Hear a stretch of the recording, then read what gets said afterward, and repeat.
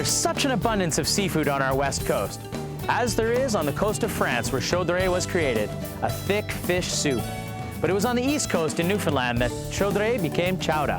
Chowder made its way down the Atlantic coast to New England, where it became the familiar chowder we know and love today. And that brings us back to our west coast and today's menu, West Coast Seafood Chowder. Eyes the buys that cooks the meal, and that's what we're cooking on the coast.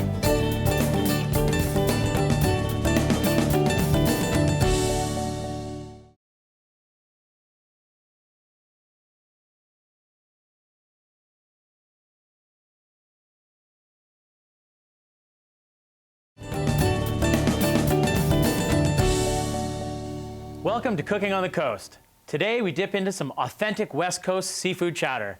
We're going to give those East Coast chowders a run for their money. Now to get started, we have lots of stuff to do today. We're going to make ourselves a bit of a deconstructed chowder, which makes it super unique to our coast. We've got lots of great seafood, bot prawns, scallops, Dungeness crab, pink salmon, halibut, and of course, West Coast mussels. But to get started, we're going to make ourselves a bread. We have some yeast that's been blooming here in a little bit of warm water. Over on the stove here, we have some milk that's just been heated to a tepid temperature to melt the butter. Again, heat is a killer of yeast, so we have to be really careful. And then, of course, flour. So we'll start by combining our yeast here that's, again, been bloomed. Just mix it up so we don't have any pockets of the yeast in there. And we'll add that to our bowl. And now we have our milk and our butter that we'll slowly add to it. Again, just enough temperature in there to melt that butter. Okay. Set that over to the side. Turn off our heat. There we go. Now we'll start adding some flour. About 5 cups here should be enough. We've got a little bit of extra afterwards for dusting. Now, we're not going to add it all at once because we need to sort of get it incorporated here without making a huge mess. Quick stir around. And then you'll start to see it all come together here. And once we have sort of this mixture going, I like to add my ingredients at this point so they can be incorporated all the way through. Seafood and dill, they work great together. Sprinkle in some nice dried dill.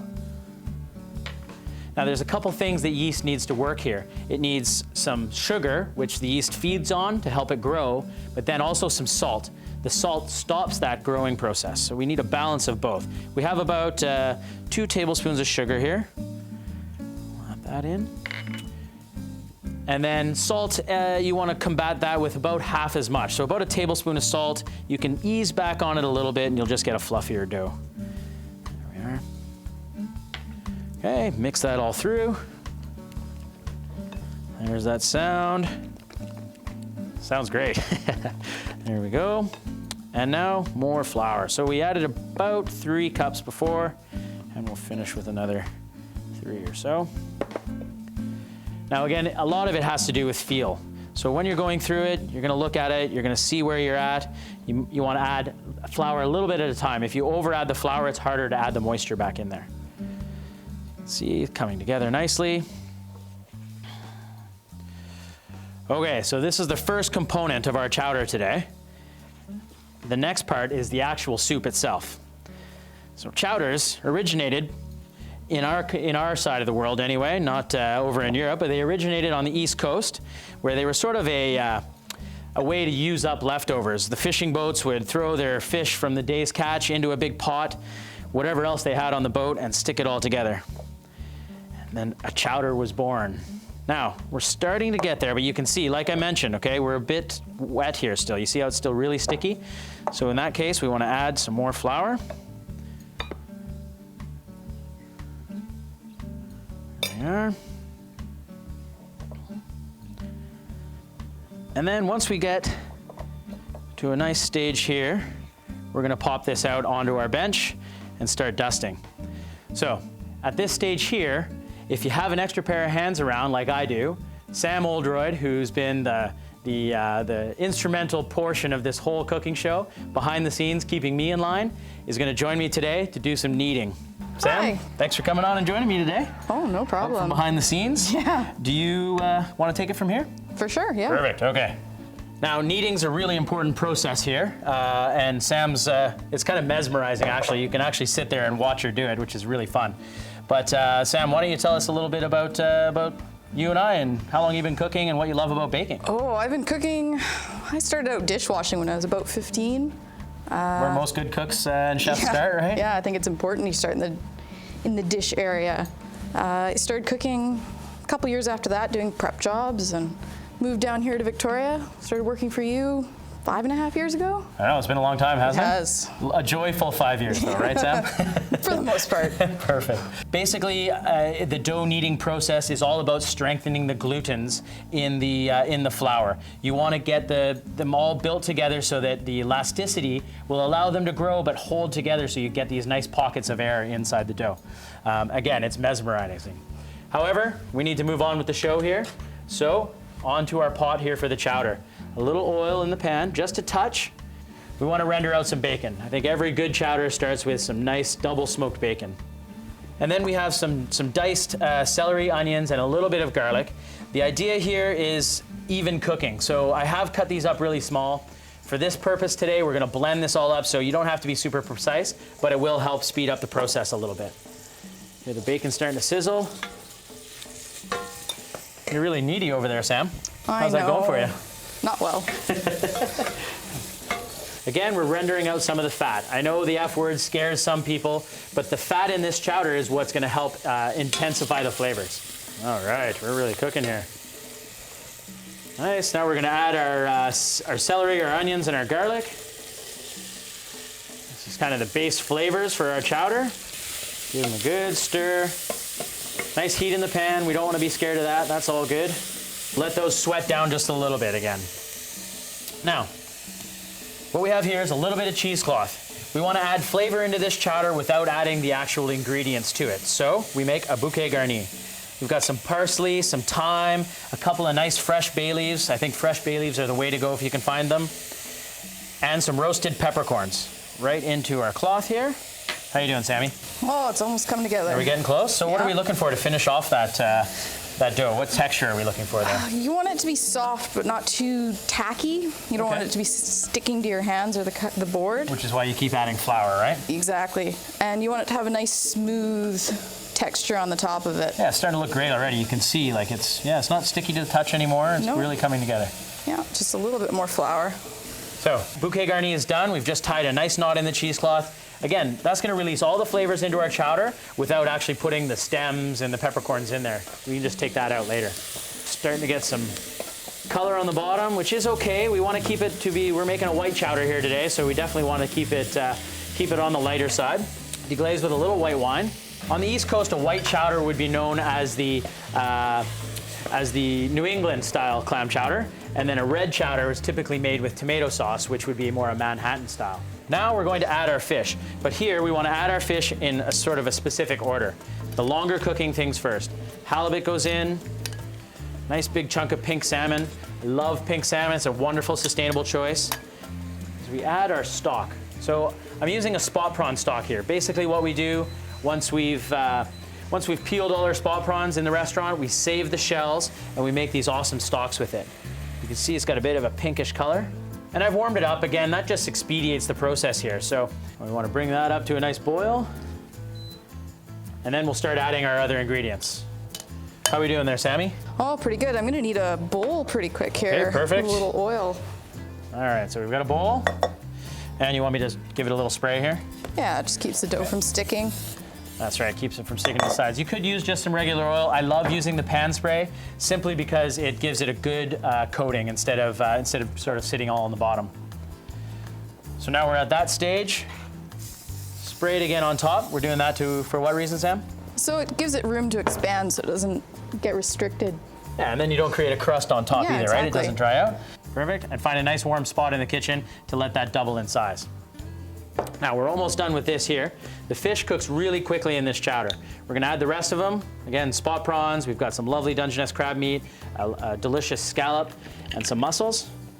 They all go right in there.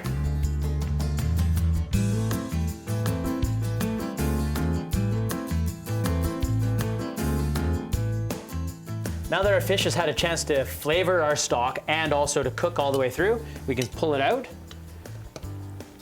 and pop it into a little bowl here. Oh, see the mussels have opened up nicely. All that salmon's cooked all the way through, but not overcooked. There's our prawns, our spot prawns. One thing that's gonna stay in there is our Dungeness crab, and that's quite all right. Lots more mussels. Where'd the rest of them go? There we go. Oh, if you notice any of your mussels don't open like this guy, just get rid of it, no worries. There we are. Okay, we're gonna turn down our heat a little bit. And the last thing we have to do here is add a grated potato. Now, potatoes are a classic part of the chowder process here. It's not a chowder unless it's got potatoes in it. Give it a quick peel. You wanna peel it last minute, of course, because you don't want that potato to oxidize and turn brown. And this is the cool trick we're gonna do here.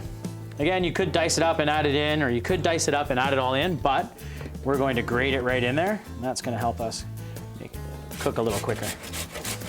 Now, the potato is going to add the body and some flavor to this soup. There. Okay, for this amount of soup, probably about 3/4 of that potato will do. Give it one last stir. We'll be back to finish our authentic West Coast chowder later in the show. But right after the break, we have a special guest in store for you. You'll want to stick around for that. So Sammy, just gotta let that double, and then we'll start making our buns right away. Yeah, it's coming along pretty good. Perfect. This chowder smells amazing.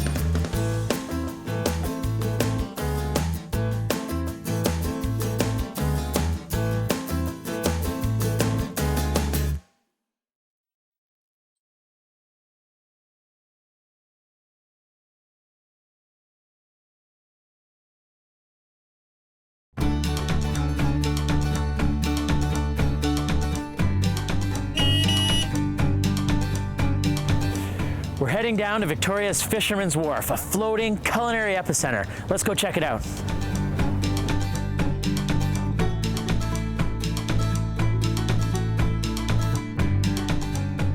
You'll find a little bit of everything down here at Fisherman's Wharf. Whale watching, to tacos, to fresh ice cream, but today I'm looking for oysters, and we found it right here at the fish store, Bouquet Garni. Hey, Captain, permission to come aboard? Come on in. All right. Hey, we're on board with Peter Gregg from the fish store. Got some fresh shucked oysters for us today? Got some nice coochies here. Oh, they look amazing. I love how small they are, and yet they have a nice deep cup. Yep, they actually farm these just locally, just up island a little bit. And what they do is they roll them around and break all the ridges off. Yeah, right, so instead oyster of them can't flowering go this out. way, Yeah. it starts going this way. Makes sense, hey? Yeah, you Very get a cool. really nice deep cup. Nice. So how many oysters do you figure you've shucked over the years, over the days? In the summertime, we do 300 plus a day. 300 plus. Well, that's what makes it so unique down here. Doing fresh shucked oysters out here on a beautiful day, right on the wharf, hey? Nothing like it. You can sit No. at the picnic table out there and just toss the shells right in the ocean. Yeah, perfect. Right back to where they belong. And so this wasn't always a food cart, was it? You started out as a fish store? This has been here for 28 years now, and originally it was a fish, just seafood. Just seafood, where Yeah. someplace you could come down and buy fresh fish that comes right off the docks here, is it not? That's right, and the family that I bought it from is actually a fishing family. They have their own halibut license, crab license. Oh, All the very fish cool. that came in here, they caught themselves. So if I came down here and said, hey, I'd like to pick up some fresh Dungeness crab, you'd have that ready to go, hey? Yeah, And then, but not only that, but you'll cook it up for me too. if you like, yep. That's super unique and really cool. I mean, crab is such a West Coast quintessential item, right? You don't find that anywhere else, so. No, you don't. It's not Dungeness anyway. No, that's for sure. Yeah, it's the Cadillac of crab. Yeah, you betcha. Such super sweet meat, hey? Yep. Now look at these oysters. Again, I think these are kind of like a beginner oyster, for lack of a better word, right? Because they're a bit smaller, they're really sweet, kind of cucumbery flavored, but instead of those big, huge ones that people like to slurp back, you know? Yes, it's for a lot of people, size matters. These things. Thankfully not at my house, so that's okay. I know. We had a guy that used to come and just suck back the beach oysters. Really, eh? See, I can't do 2 that. or 3 bites. No, I don't mind them. I don't mind them once they get a little bit bigger than this, but that's about it. So how would you serve these, Peter? Would you just like serve them so. fresh like that? Yep. Au natural? And try it with a little ginger mignonette. Ginger mignonette, sounds nice. Perfect. A little bit of spice with the sweetness of the oyster. Touch, yeah. I'm gonna slurp that one back if that's all right. Yeah. Now, do you chew or you just straight swallow? Oh, a few chews and then a swallow. Whoa, wow. So sweet. So These delicious. Cookin oysters are delicious. They really are fantastic. Here, that's preserved lemon. All right, well, I'll dig into another Yeah, one I'll then. have another too. Peter, thanks so much for having us down here on the fish store food side of things. My pleasure. Cheers. Cheers.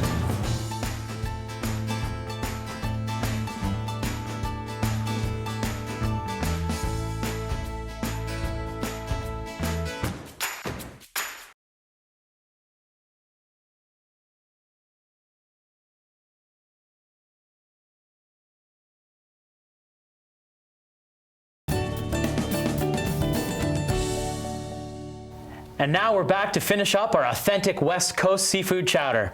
Sam's just about, or has already started actually, punching down the dough. This is a really important process after it's had a chance to proof, double in size, because that allows the bubbles that have been created inside by that yeast to spread out evenly so you don't get these big air pockets in your bun. While she's doing that, and further kneading just a little bit, I'm going to add some milk to our chowder here. There we are, about a cup or so. And some heavy cream. This is pretty traditional stuff. There we go. Stir it around a bit. Bring that just up to the simmer a little bit further. And at this stage, we can remove that Bouquet Garni. How's that coming along? So now you're going to form buns, I suppose, right? Yeah, I'm gonna use a little bit of this chilled seafood mix and fill yeah. these. So the seafood that was in our chowder, we've taken out, allowed it to chill, and we're going to stuff it right in the center of these seafood buns. But while Sam's doing that, we're going to puree our soup. We want a really nice smooth soup here. So we've got an immersion blender. I'll take my wooden spoon out so we don't get any of that in there. Give it a good blend.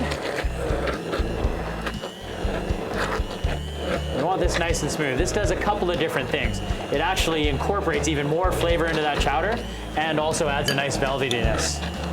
Velvetyness. That's kind of a tough one to say. All right. Now we're going to transfer this. It's been pureed up. We want to transfer this into another pan. So from one Paderno pan to the next, through a sieve. I hear you, I hear you. There we are. And we'll just see how I'm just sort of shaking the sieve. That helps all that liquid start to go through nice and easily, without all the other stuff scooching through too. There we are. How you making out, Sammy? Oh, good. Just one more. Perfect. So now after we've done that portion, what happens next, Sam? We'll let it proof one more time. We'll oil them and cover them with a damp cloth. Let them sit for another 45 minutes or so. So we're gonna give it that chance to rise up again and create those bubbles inside, right? Exactly. Get nice and fluffy. Yeah. Perfect. And how long are we gonna bake these for? They take about 20 to 30 minutes in a 350-degree oven. Nice, that's awesome. Okay, at this point, most of this stuff is discardable. We can just get rid of this. So we want that nice, smooth texture in our chowder. Just pop it over here to this pan. Lovely. Turn up the heat. Just let it simmer ever so slightly until we're ready to plate.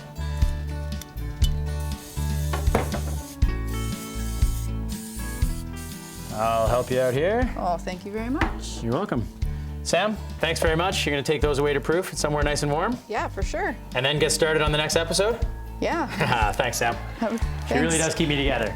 Okay, in the oven, we have some of those lovely buns that Sam just made already ready to go. So we'll just go grab those out, see how they're doing. Oh, very nice. Very nice. Real chefs don't use oven mitts. We always use towels in the kitchen. You'll never see those fancy, funny looking gloves they use on infomercials. You can see we've got a nice golden color on top, and we'll just cut it open. You see all that great seafood inside and some lovely bread for dipping into our chowder. I've got our plate here. We'll just set these nicely on there. Okay, and our velvety chowder, look at this. You see that? See how lovely and smooth that is? Just incredible. I'd like to add a little bit of salt, and I might just give it one little taste before we go to the bowl.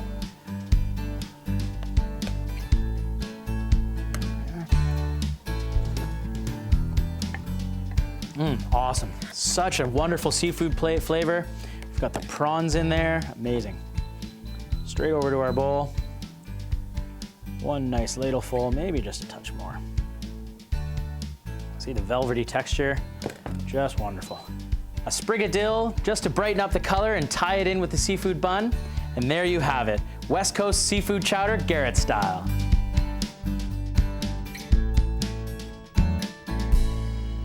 Now, what better way to enjoy chowder than with the right beverage pairing? With me is Jace from Clyde's Classic Lounge. Jace, how are you, buddy? Thanks for coming in. I'm well, thank you for having me.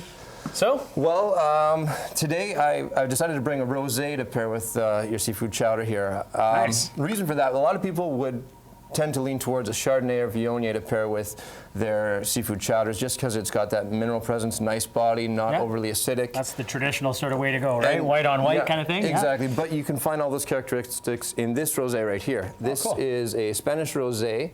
It's a Rioja, and it is, it's delicious. The old screw cap too, The old right? screw cap makes it easy Makes life to easy. get it ready, yeah. That's for those of us that like to sit on the patio and just drink glasses of wine all day, hey? So much less complicated, that's right. Totally. Look at the color on that, really unique. Yeah, nice strawberry color on the wine. It smells delicious. Give it a little bit of a swirl to open up the aroma there. Wow, that looks great.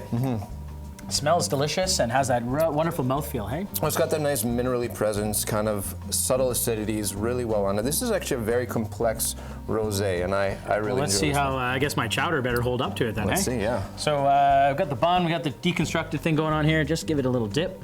Perfect. Dig right in.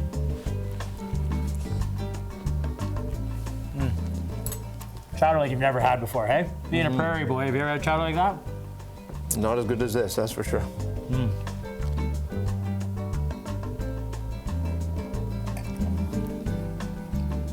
I think you knocked it right off the is dock with excellent, this one, yeah. Jace. That's a perfect pairing. Thanks, buddy. Thank you. Check out our website where you'll find more information on today's show and maybe a few surprises. I'm Garret Schack. Thanks for watching, and don't forget to savor the flavor. Yeah, really great. Excellent pairing. I'm surprised that the rosé goes so well with it. It's a quiet one that most people don't even think to lean towards.